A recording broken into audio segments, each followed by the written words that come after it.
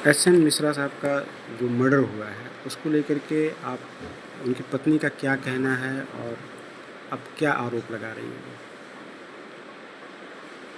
देखिए, इस murder case को लेके मेन उनके परिवार का जो आज के समय में उनकी मांग है वो है कि सही मोटिव का सामने आना।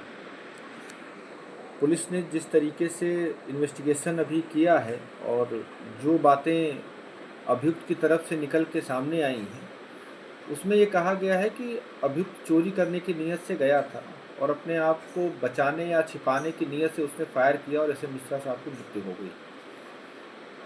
जबकि तथ्य ये हैं कि अभियुक्त ने 2 अटेम्प्ट वहाँ पे किए थे अपने इस घटना को अंजाम देने के लिए। एक 14 मार्च को किया था अभियुक्त ने, जिस बार दरवाज़ा तोड़ने की कोशिश की थी, और जब घर के लोगों को आवाज़ सुनाई पड़ी और उन्होंने शोर मचाया तो उस दिन ये अभियुक्त वहाँ से भाग गया था। इस घटना की जानकारी श्री एस.एन. मिश्रा साहब ने स्वयं राइटिंग में दी थी कंसर्न्ड अथॉरिटीज़ को, और इसके बाद फिर 23 तारीख से 26 तारीख तक, मार्च 23 से लेकर 26 तक ये घर पूरा का पूरा खाली था। एस.एन. मिश्रा साहब पूरे with family out of station थे। यहाँ घर में लॉक लगा हुआ था। इसके बावजूद भी अभियुक्त ने, जबकि वो पिछले लंबे समय से उस घर की रेकी कर रहा है, उसने उस टाइम ड्यूरेशन में चोरी करने का कोई एफर्ट नहीं किया। जब एस.एन. मिश्रा साहब 26 तारीख को लौट आए हैं, उसके बाद 29 को रात लगभग 2:45 बजे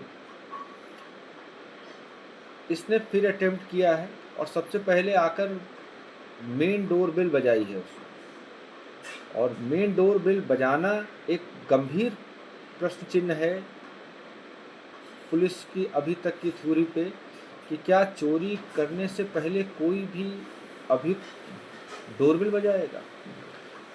ठीक है, उसके आगे नेक्स्ट चीज़ जो तथ्य महत्वपूर्ण है कि डोरबेल बजाया उसने जब एस.एन. मिश्रा साहब और उनकी पत्नी ने उस पर बहुत रात होने की वजह से ध्यान नहीं दिया, तो फिर उसने मेन डोर ही तोड़ने की कोशिश की।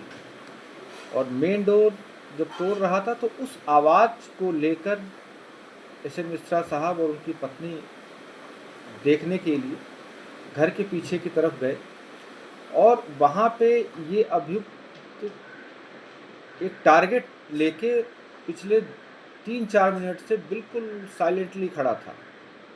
और जब उन्होंने वहाँ खिड़की खोली एस.एन. मिश्रा साहब ने, तो मुश्किल से 4-5 इंच खिड़की खुलते ही उस अभियुक्त ने उनको गोली मार दी।